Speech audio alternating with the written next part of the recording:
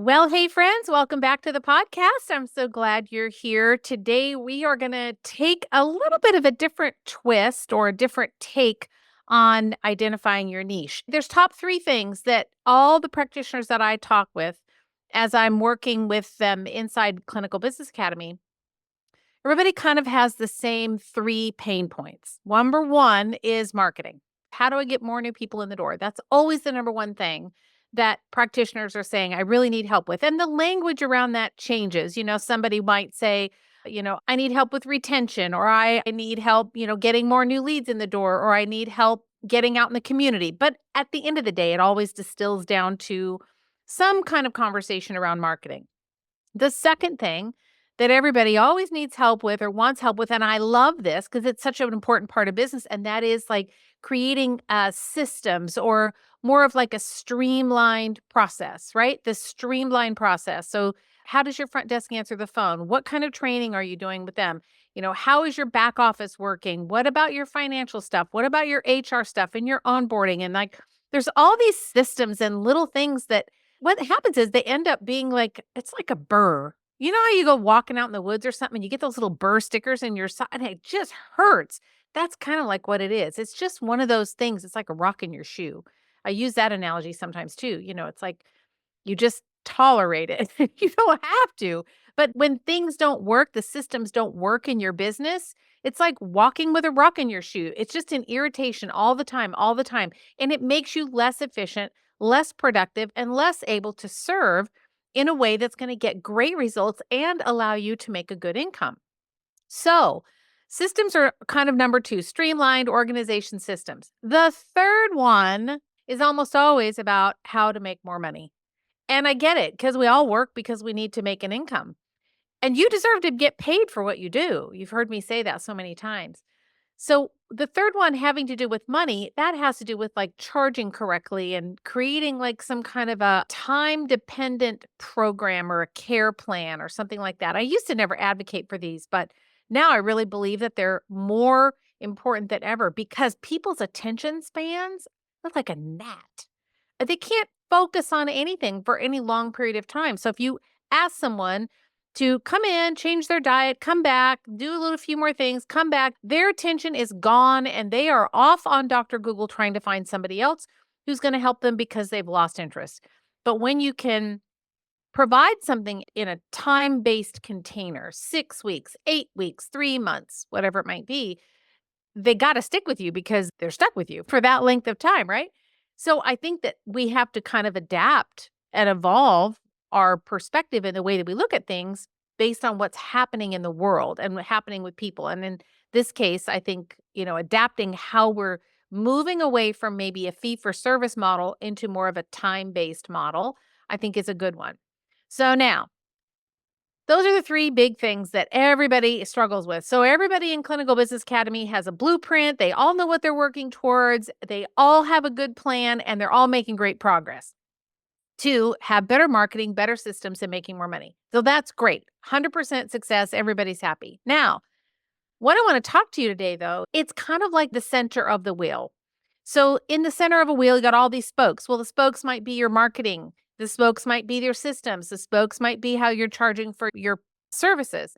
But the center of the wheel, the center is knowing who you're talking to. You have to know who you're talking to. So in any business, you are going to have that ideal person that you're going to be speaking to. Well, so many practitioners, I tell you, it's the one thing that I say you have to get this fixed first. In fact, it's the very first training inside Clinical Business Academy, how to find your niche.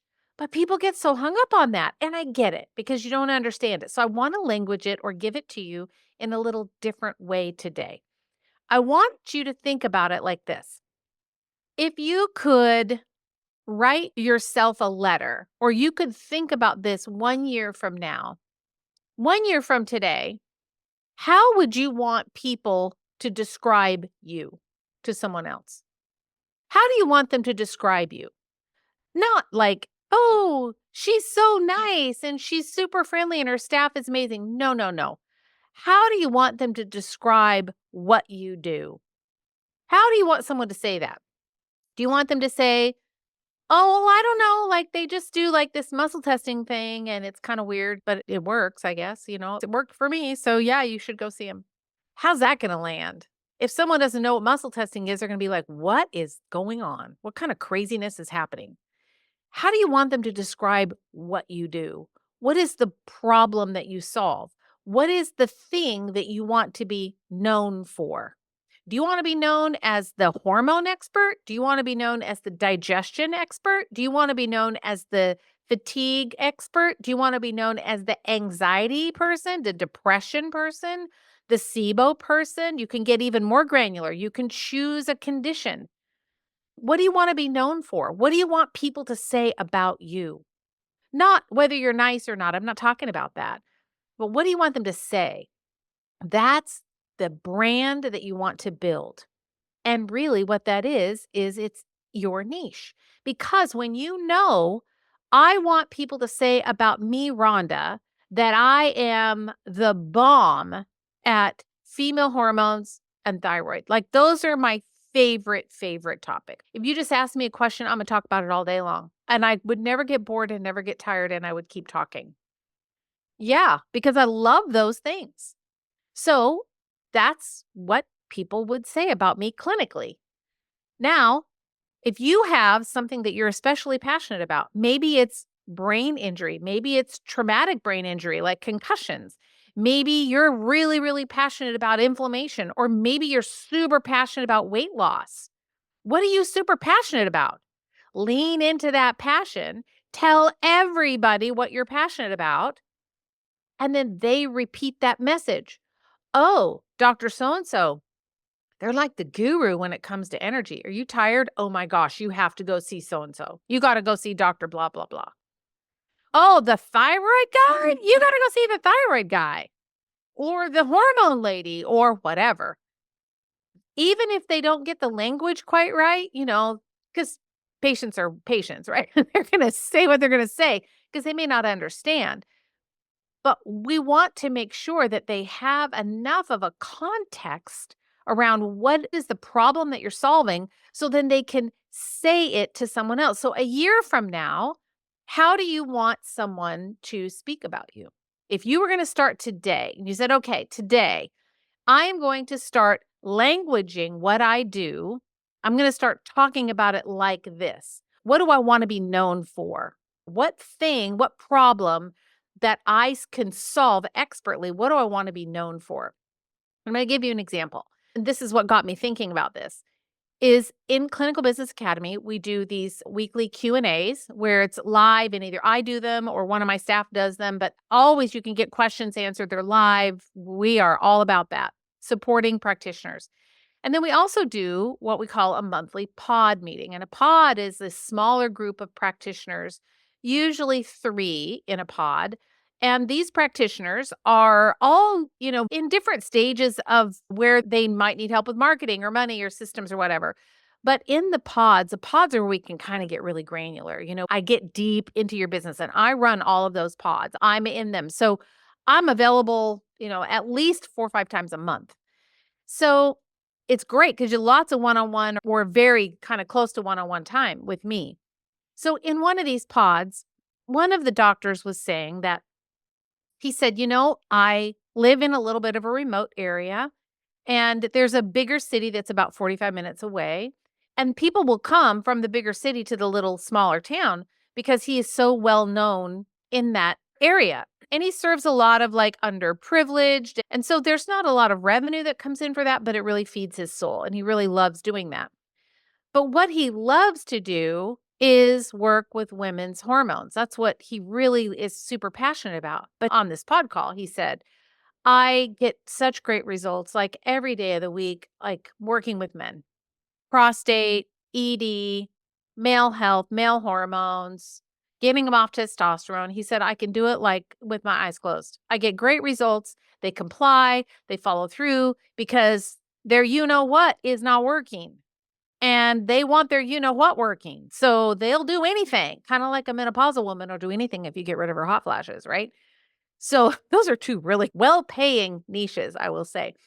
So he's really wanting to help. He really loves female hormones. He loves them. but people talk about him as being like the prostate ED guy. And so everybody, you start talking about it and men talk about it the way that they talk about it. And he gets so many referrals for that. And he said, I can do it with my eyes closed. And he charges a really good price for it. And they're willing to pay because he can stand behind it. He can say, I know how to fix it. No problem. Here my credit card. How much are you going to charge me? Just fix me, please. Because you know what's broken. So he ends up being able to be a rock star at this. But where his heart is over here with women's hormones. So we were talking about like, how do you balance that? How do you balance what you're already known for, what your lane is, what you're good at versus what you really love doing? And I said, well, why can't you have both? And he kind of looked at me like I had four heads. I said, well, listen, what if working with these men, you already have a reputation for that? So create your marketing around that. You're already making money. You're already getting referrals. In fact, some of the other practitioners in the local area were referring to him for it because they didn't know how to do it, but they knew he was like the guy. You got to go see him. I said, let that be your moneymaker. Let that generate your income. And then on the side, almost like a little side hustle, you can start creating marketing and start talking about women's hormones and start talking about, female health, etc. And remember that most of these men probably have a woman in their life and they're probably interested in their hoo-hoo not working because they have a she and they want to have a she. You get my drift here. So what if you get them such great results for those men and now they start referring their wives because you're going to make their wife nice again, right? You're going to fix her hormones and she's being them nice and not be mean anymore. And she's going to want to have sex and she's going to want to be intimate. She's going to want to be a nice human being, not a mean, cranky person because you fixed her hormones. So do you see how this kind of ties together? So it's not your niche or I don't know. I love that word because I think it's appropriate, but I want you to rethink about it. Like, what do you want to be known for? What do you want people to say about you? And in this case, if this guy, this doctor, he's already got a thriving referral based, group of men that will do anything he says because he's getting their hoo-ha to work. Fine, do it. Make the money, serve them well, and then start building out the other side of your business. What if a year from now, then someone says about him, yeah, he's really good with male health and women as well. He does male hormones, ED, libido, prostate issues, and he also works with women. Could that be? Well, absolutely it could be. But you got to start with one thing. When your message becomes so diluted and you're just throwing things out there on social media or in an email and people aren't clear about what you do and the problem that you solve, then they're going to go find someone who is clear. So just be clear. Just pick something. What do you want people to say that you do? When they describe you, do you want them to say, oh, they just kind of just fix people? I don't know. They're like wellness person. I promise you, your business, unless you are just super remarkable, you have an amazing personality and your systems are good and all things good, fine. You could probably build your business that way without having a niche. My experience is that most practitioners, you just have to have that flag you put in the sand and you say, this is what I want to be known for. These are the people that I serve and I serve them well and I can do it with my eyes closed and it's so easy for me. I do not like working with weight loss. It does not make me happy, but I have so many practitioner friends that love it so much. I don't like it. And if somebody comes to me and says, wait, and so I never talk about it. You won't hear me talking about it because I don't love it. I think they get cranky and they don't want to, and I don't want to deal with it. But some people really love it. So it's okay to know what you don't want too. That's also super valuable. So to wrap up, what do you want to be known for? What do you want people to say that you do? And if it's something that you already do really, really well, then keep going with that, friend. Make the money. Create the systems. Design your business model. If you need help, I got you inside Clinical Business Academy. RhondaNelson.com/CBA. You can get on a call with me and we'll find out if you're in a good place in your business and this is a good option for you. Let's talk about it. We can figure it out together. No pressure. I'm not here to pressure you. I'm here to help you. But one of the things you have to know is, who are you talking to? Because once you know what you want to be known for, that then drives the type of conversations that you have with people. Are you randomly talking about blood sugar when your niche is men and men don't realize that maybe part of their ED could be blood sugar? Okay, fine. But you got to tie it back to the thing that you want people to know you for. And you just talk about it all the time. And you just don't stop talking about it. You talk about it everywhere. Pretty soon people are like, "Oh yeah, that's the ED guy. Oh yeah, that's the testosterone guy. Oh yeah, don't get on hormones. Go see that guy. He fixes it. You don't have to be on hormones." That's all. You figure out the thing. What do you want people to say about you, about what you do? Of course, we want them to say you're nice and a great practitioner. Of course. But what condition, what problem, what do you want people to say about what it is that you do and that you are expertly qualified to do? So that's what I got for you this week. Thanks for listening to the podcast. Again, you can find out if Clinical Business Academy can be helpful for you. I would love to have you. Let's get in a call. Just go to rondanelson.com/CBA. And Rhonda Nelson is RONDA. I am not Rahonda. I have a friend named Rahonda, and so I tease her all the time. I say, I have the right spelling. Mine is no H. Anyway, rondanelson.com/CBA. You can go there, learn more, and then click the link and schedule a call with me. I would really love to talk with you. I'm so passionate about this. And more than anything, I want you to be successful in your business. I want you to make a great income because you deserve it. I want you to work smarter, not harder. And I want you, most importantly, to make the biggest impact you possibly can on the people that you serve in whatever niche it is. All right, friends, take care. That's it for this week. I'll see you next week on the podcast. Have a great week.